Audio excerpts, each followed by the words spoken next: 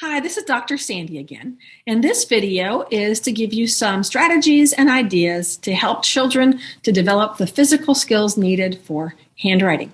Okay, we're going to talk about proper sitting posture, developing hand and finger strength, bilateral coordination, which is using both hands in a coordinated way, pronation and supination, which are fancy words for pronate and supinate, turning that forearm over. Activities to develop the tripod grasp, which is the grasp we need for holding our crayons and pencils.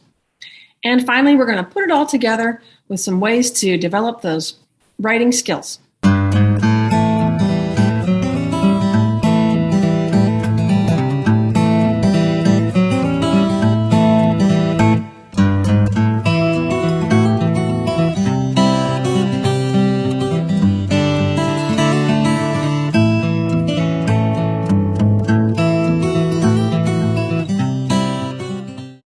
So let's see what we can do with something that you probably all have in your classroom. Okay, so here's some Play-Doh. So first of all, just noticing that opening the container is a good strengthener and also uses one hand to hold and the other hand to open. So that's building the bilateral hands.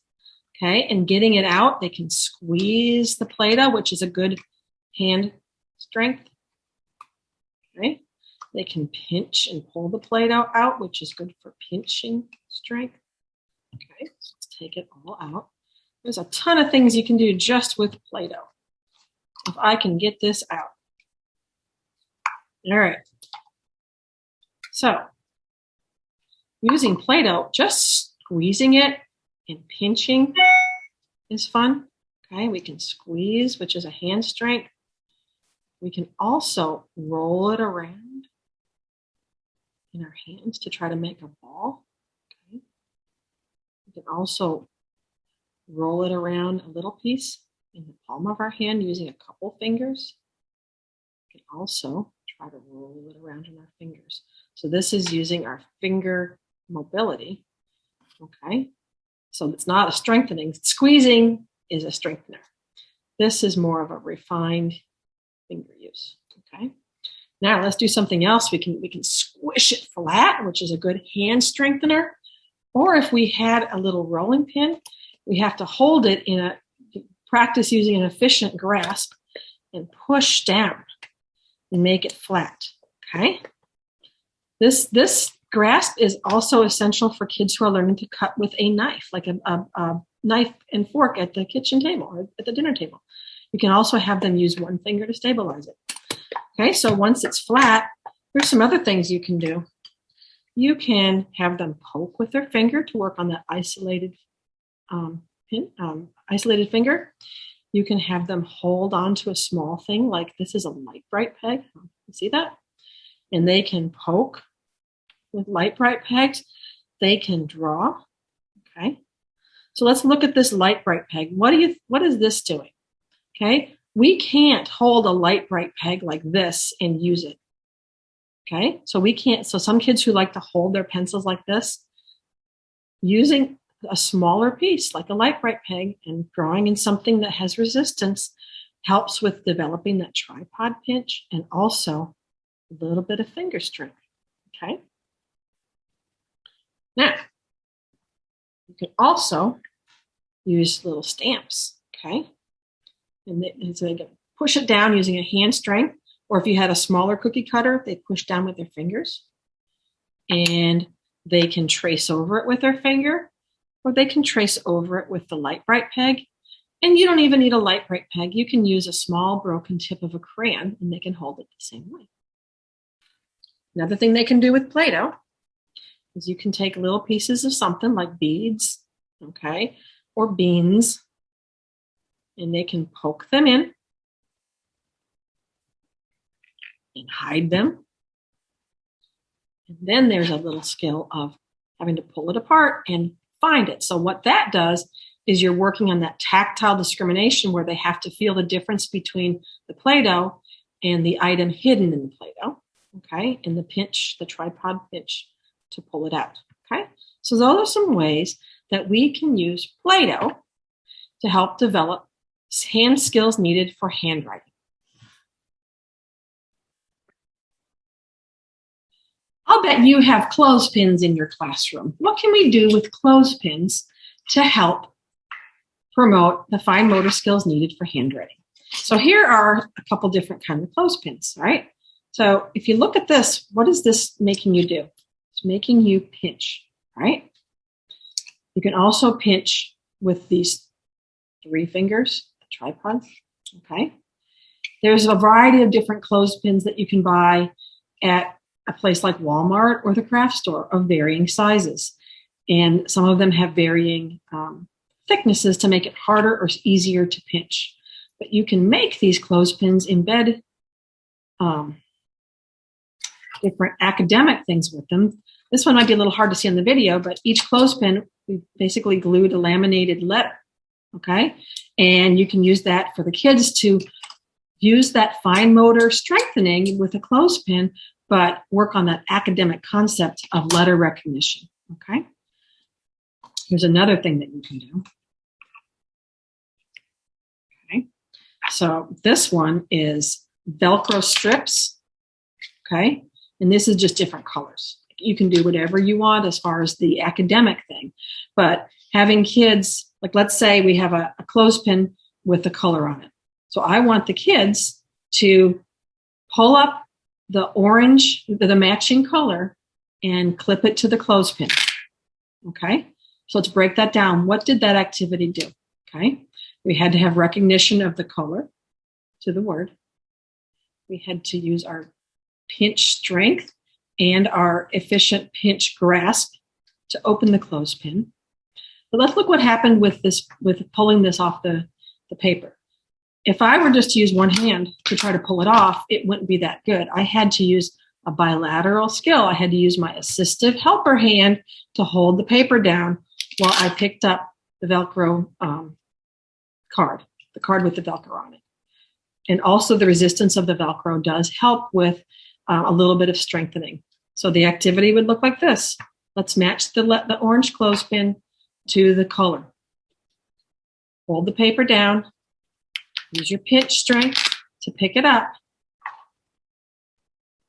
And bilateral skills with one holding and one opening the clothespin, and then we matched.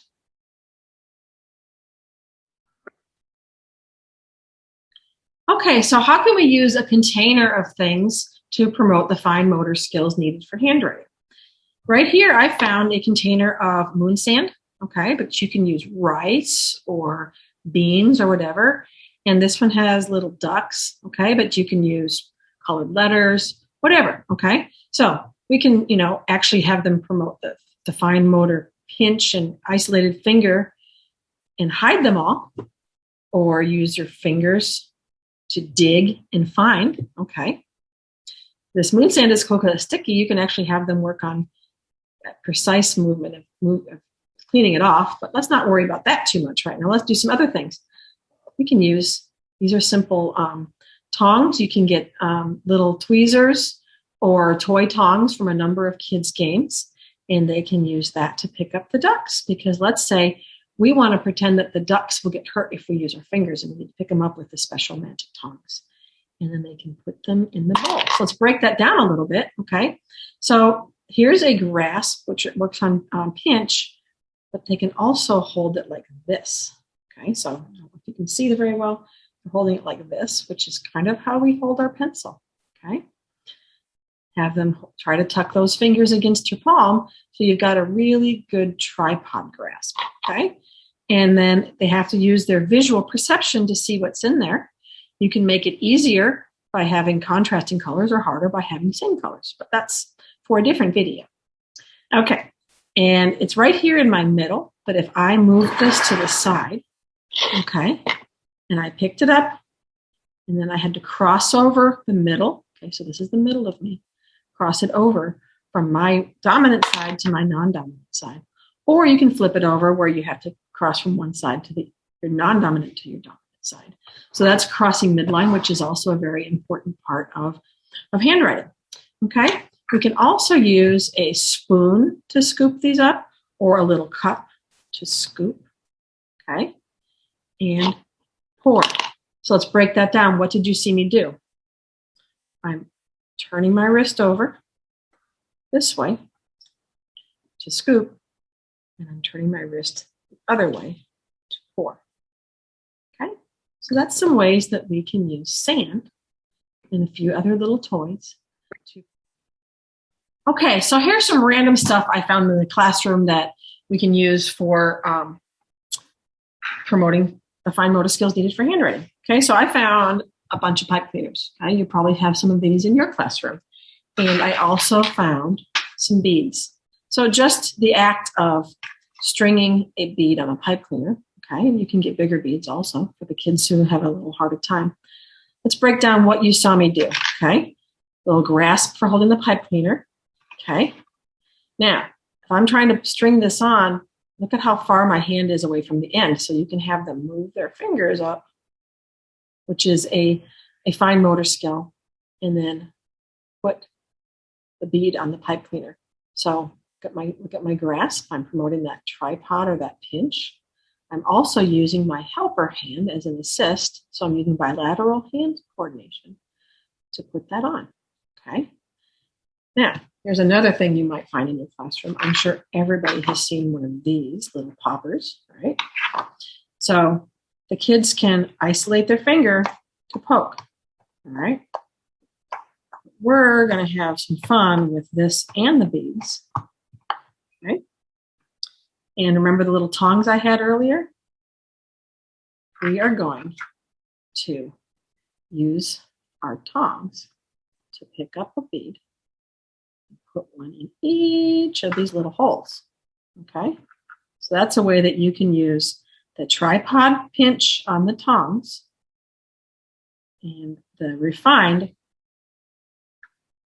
opening and closing of the tongs, okay, and putting them on there. You can also, if you wanted to make it harder for the kids who need more challenge, pick up the bead and string it on with the tongs, okay, which is not that easy.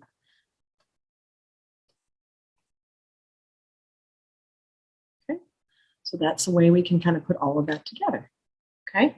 I've got another thing that we've used that I found that I've used a lot in OT, and I use a lot of paper clips, but little hands are not that good with little paper clips, but you probably have seen these little linkies, okay? And look at how I'm holding them to make it work, okay? I can't hold them like this and make them work, okay? I could possibly hold them like this, but you really need to have a good pinch to hold them and put them together, okay? So you can find a whole bunch of stuff in your classroom to work on these fine motor skills. Okay, let's talk about how kids hold their pencils. You might see kids hold their pencils in all sorts of funky ways. For example, you might see a kid hold it like this, which is called a fisted grasp.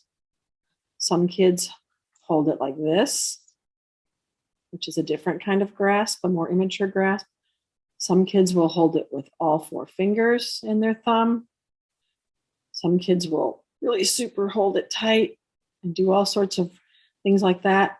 What we are hoping for is what's called a static tripod grasp, which is a little bit more of an immature grasp, or the more mature dynamic tripod grasp, where you've got one finger here, a thumb here, and the middle finger underneath.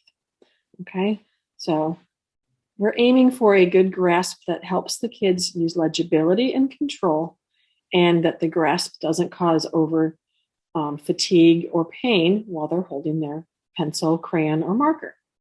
Okay, so a couple things to work with. Okay, so this is just a regular pencil.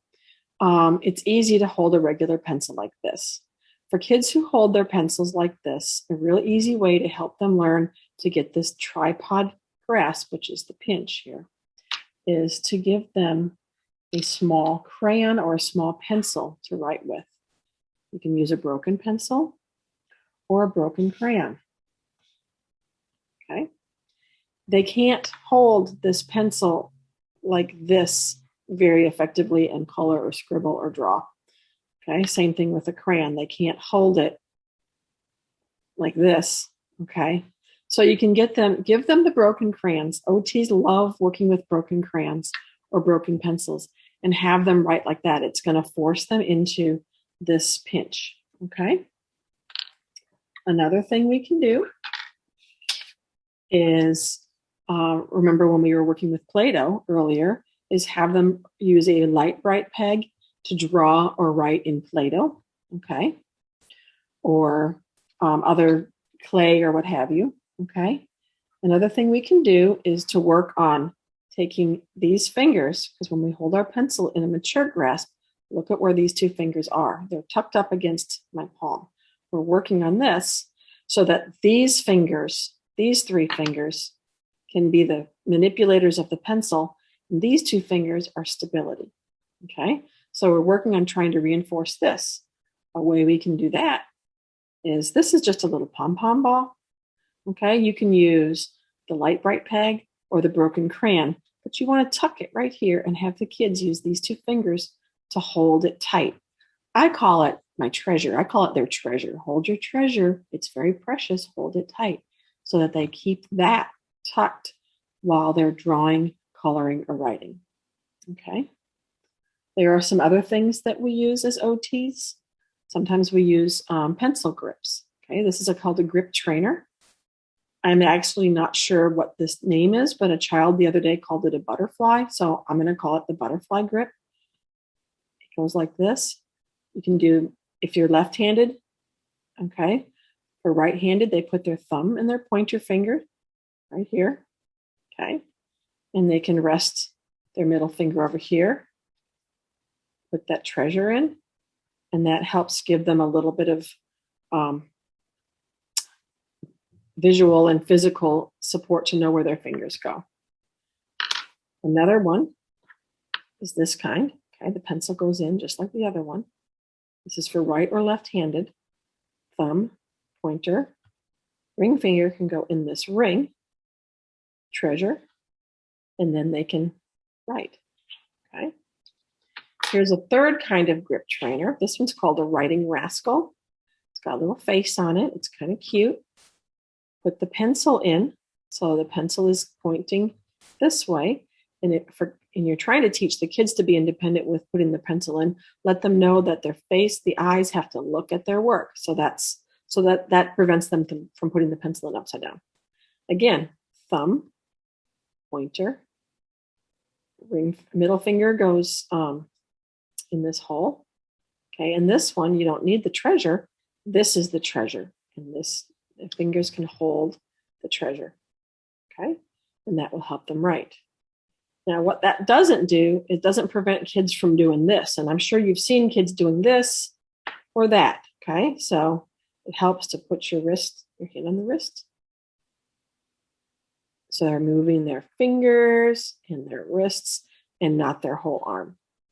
Okay, so those are some ways that we can use grip trainers, or something as simple as a small crayon tucked in the hands, or just a broken pencil or a broken crayon to write, to help promote a more mature grasp, which promotes better control of the pencil for more efficient and effective handwriting. All right, so what about the kids who, and we see a lot of these kids who like to write and color with their whole arm. It's not a very effective way to develop legibility for handwriting and control of the pencil. So let's say I've got a good grip, but I've got my whole arm. What are some things we can do to keep from moving our whole arm? One thing we can do is we can provide coaching on keeping your arm on the table. But kids who have that habit of moving their arms still need a little help. So you as a teacher can just provide a little bit of guidance to their wrist, or better yet, teach them to use their helper hand to hold their wrist. And that way when they're coloring, let's say they're coloring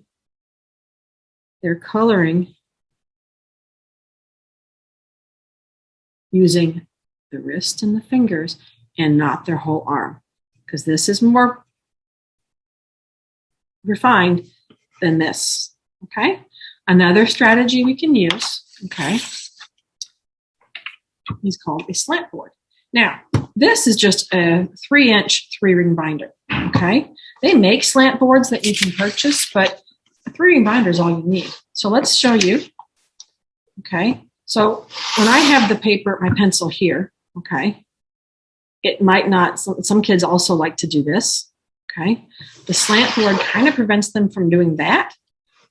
If they rest their hand, and if you can see, it does help lift up their wrist so they can color, write, and draw. Okay, so use of a 3-ring binder. I know that most teachers have these in their classroom. Some may not be empty, but most people have these in their classroom. Blocking the wrist and really promoting that work of keeping their wrist, this part of their wrist on the table or on the writing surface when they go. Should help with some of those motions. Thanks for watching, everybody.